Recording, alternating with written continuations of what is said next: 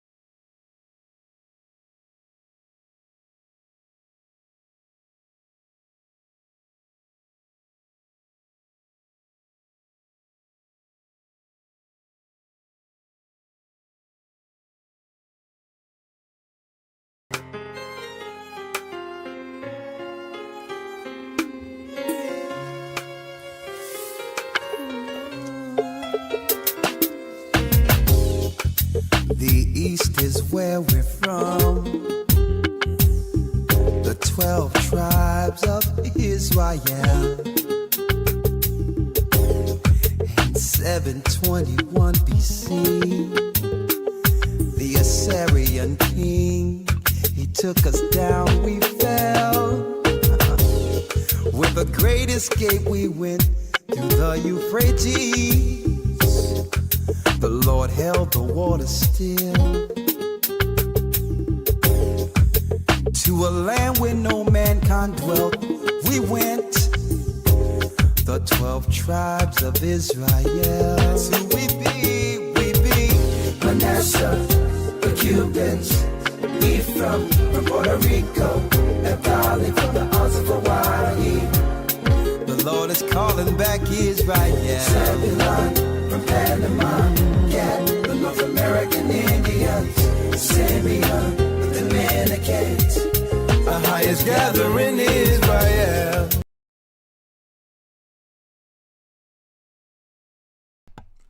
All right, shalom, shalom family. Welcome to another edition of the GOCC Friday Patreon check-in. This is Elder Lawya filling in for Elder Rawchaa, who is currently in the midst of some travels, as you all know.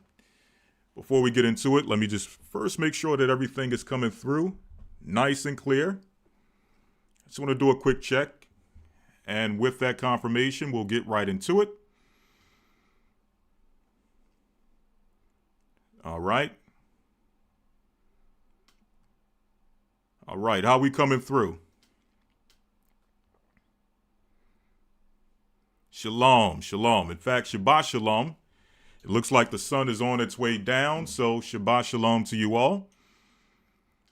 All right, so we got confirmation that everything is coming through nice and clear, so let's get into it.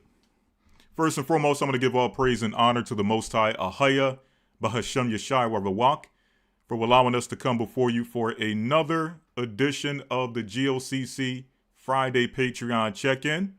We have quite a few things in store, so we're not going to spare a minute. We're going to jump right into it. As you can all see, the topic of discussion is broken politicians in a broken world. What do we expect? Time after time, again, we hear about corruption, government corruption, corruption amongst politicians. We hear about political scandals involving high-profile political figures. And to some degree, I understand exactly why these types of stories and this type of news and, when we receive these things, when we see it, it bears witness to the truth of the Bible, of who these people really are, what they truly represent. But now the question is, what do we expect when we see these things transpiring? When we see these things coming to pass? When we see these things being reported on the news? When we see these things unfolding, and sometimes high-profile court cases, but in most times, we see these things being swept under the rug.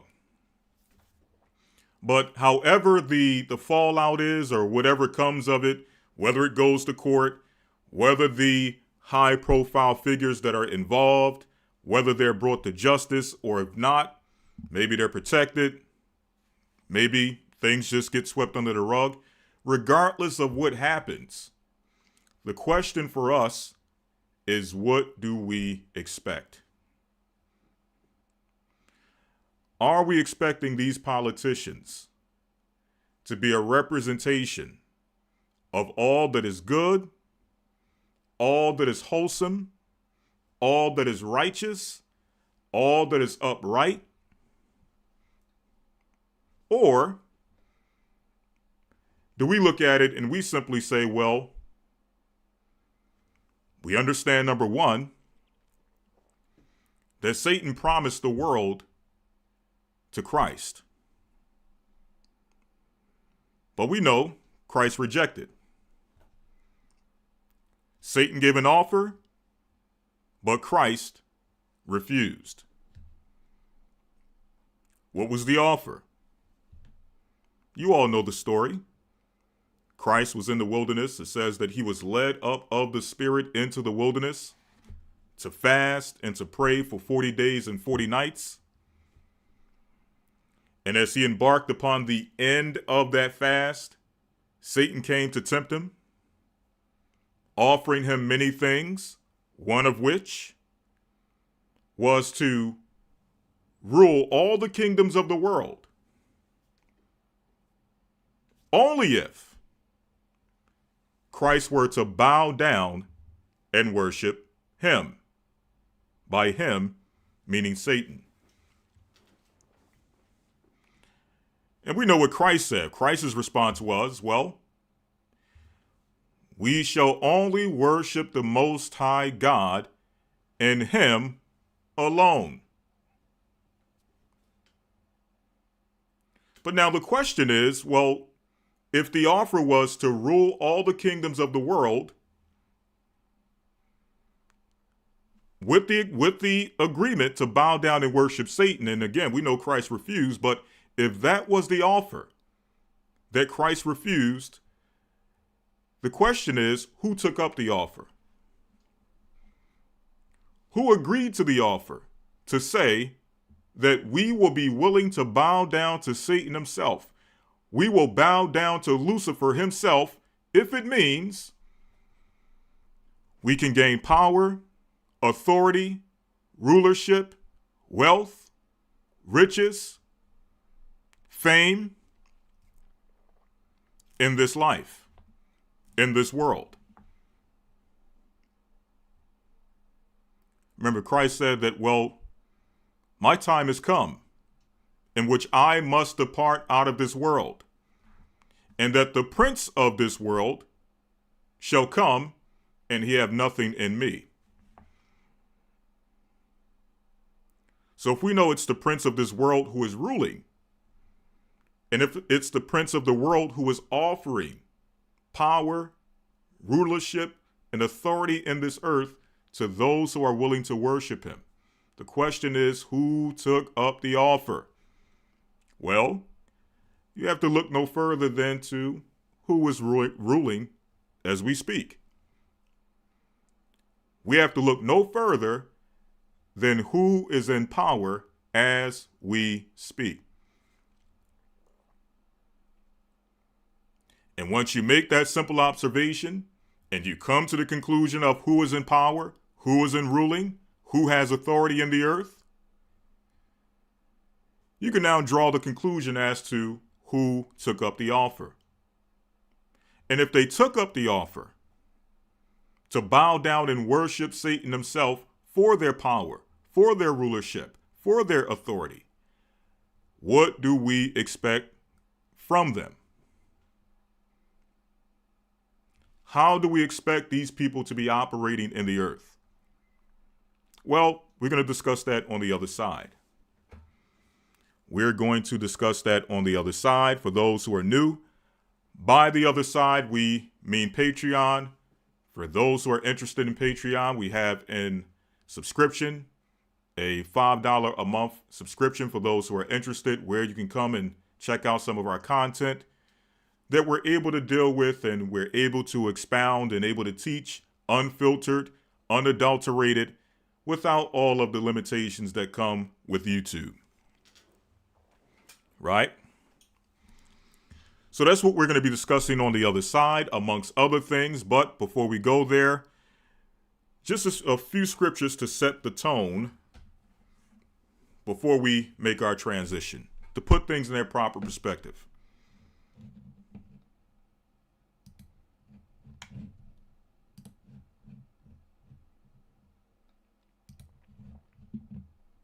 Again, the topic of discussion: broken politicians in a broken world. What do we expect? Now, the question is, many of you may be asking, well, what do I mean? We understand what you may mean by broken politicians, and I'm going to expound upon that as well, currently, and as well as when we get to the other side. But what do you mean by a broken world?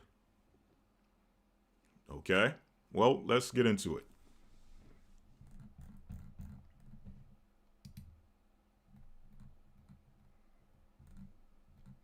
We already discussed the prince of this world.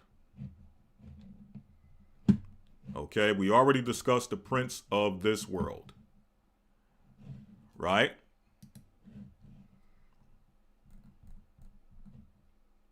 When you read the Bible, it tells us in the book of Job, chapter 9, verse number 24.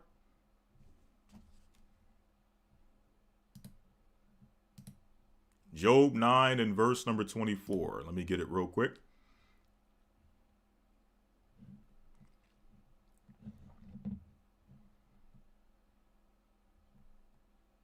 All right, one moment. This thing is moving just a little bit slow for me. Okay, Job 9 and 24.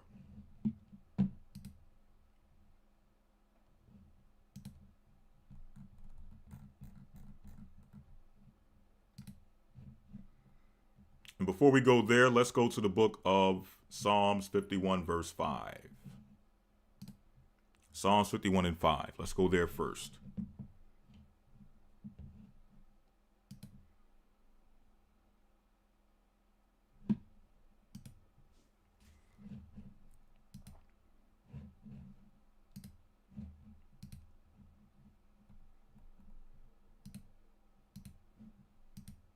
All right, let me pull it up. I had to switch the Bible program. These programs are acting just a little bit slow, but we're going to work it out. All right, Psalms 51, verse number 5, where it says here,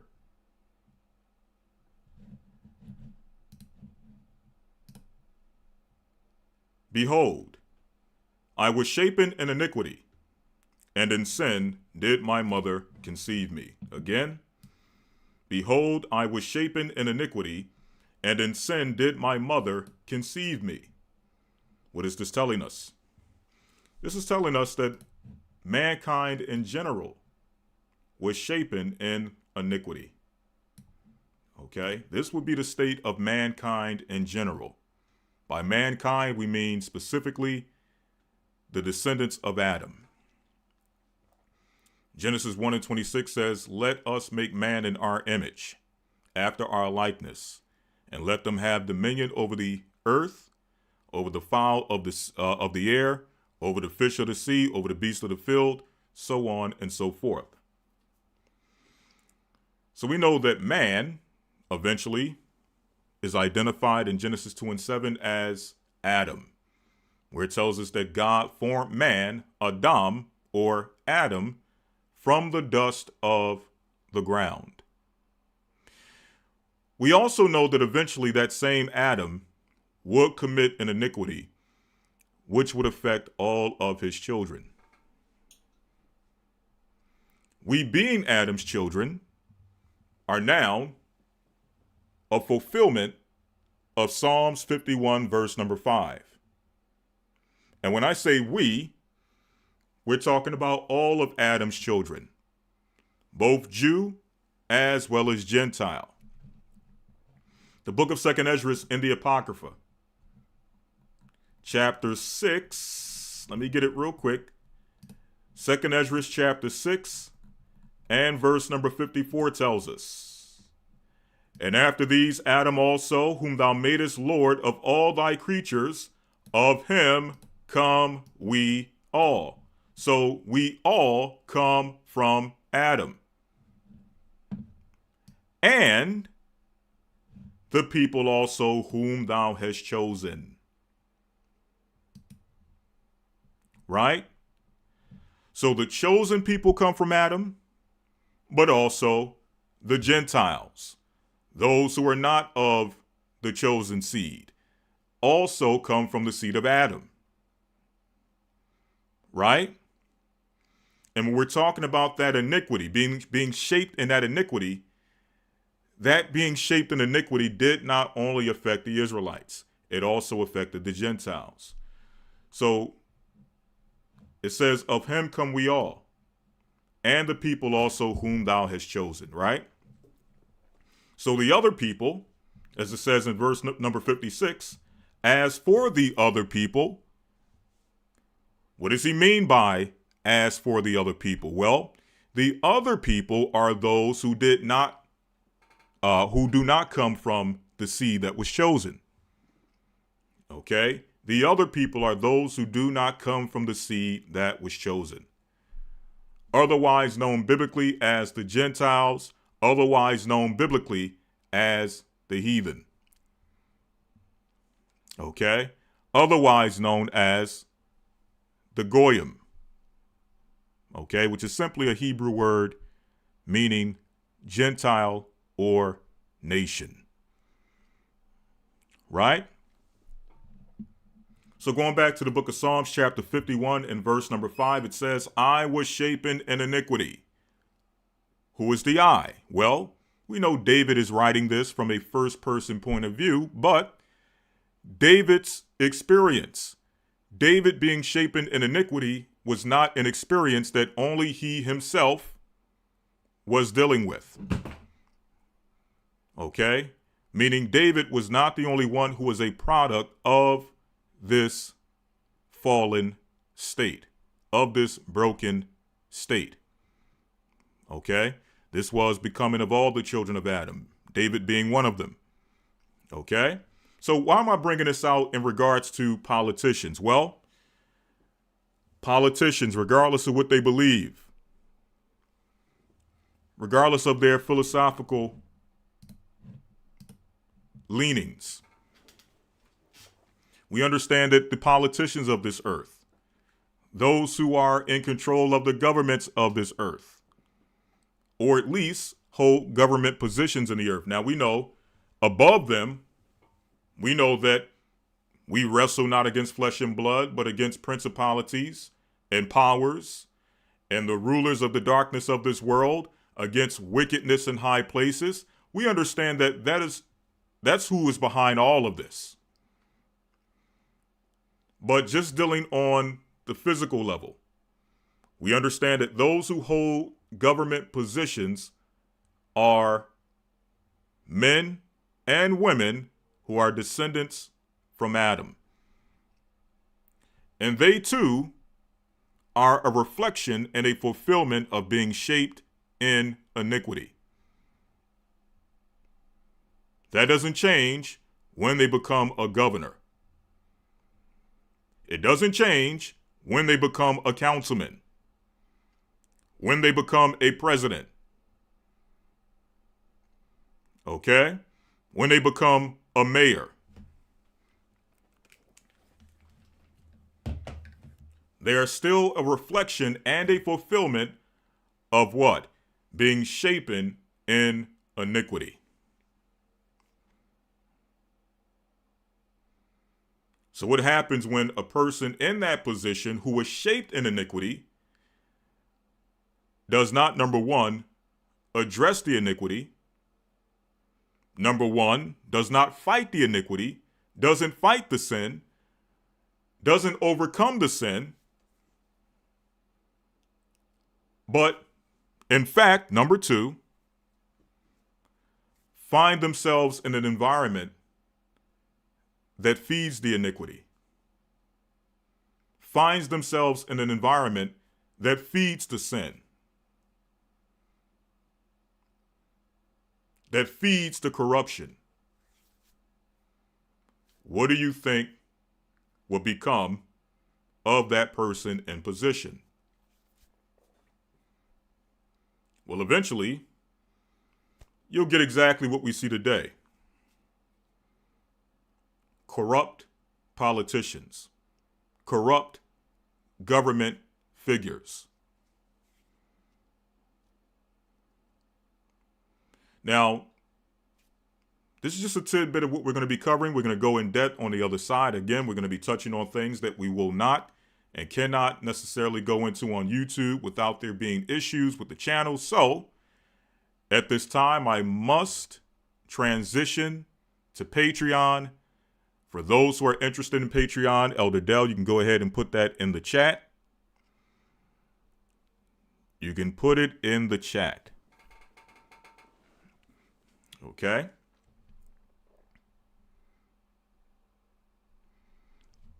And with that, we are going to conclude. For those who are with us on Patreon, those who are Patreon supporters, we will see you on the other side. Just give me a few minutes. I'm going to shut down the YouTube. I'll be on the Patreon no later than, let's give it 3-4 minutes. For the rest of us, I will see you tomorrow for the Sabbath. I will be filling in for Elder Rawchaa. So tomorrow's Sabbath will actually be a continuation of this, but we're going to see this. We're going to deal with it tomorrow from the solution standpoint. Okay? What is the solution? Today we'll be focusing on the issue. Tomorrow, we're going to be dealing with what is the solution to broken politicians, broken government, in a broken world. Right? But I say that to say, for those who are not with us on Patreon, who cannot be with us for whatever reason, we will see you tomorrow for the Sabbath right here on YouTube, A Gathering 144. So, bless you all. May you all have a blessed Sabbath, and I will, if it be the Most High's will, see you all tomorrow. Blessings and shalom.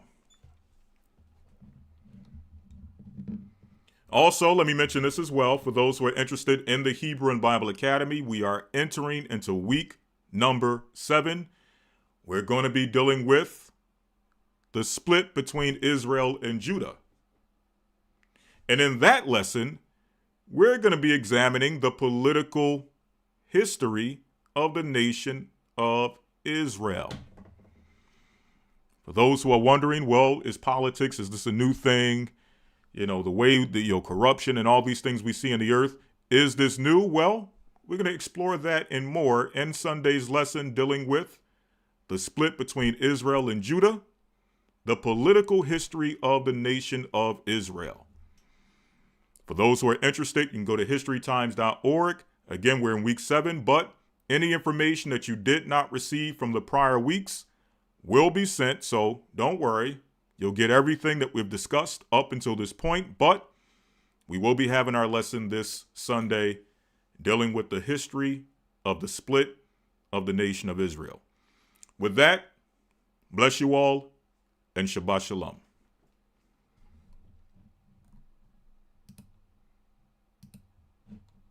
The Bible. Is it hard to understand? When it comes to reading the Bible, the first thing that comes to mind is the fact that this is the Word of God. The seals have been broken, and the truth is here. And when we go throughout the scriptures, when we go throughout extra biblical records, we find that the language that God employed, that He used to create the heavens and the earth, was the Hebrew language. Christ said, I came for the lost sheep of the house of Israel. But yet no one, no religious leader, no religious church out there anywhere can now identify the 12 tribes of Israel. Can we? God is quite simple, but it seems as if man makes understanding Him hard. What are those mysteries? The truth of your book and the truth will make you free. The Hebrew and Bible Academy, you're invited.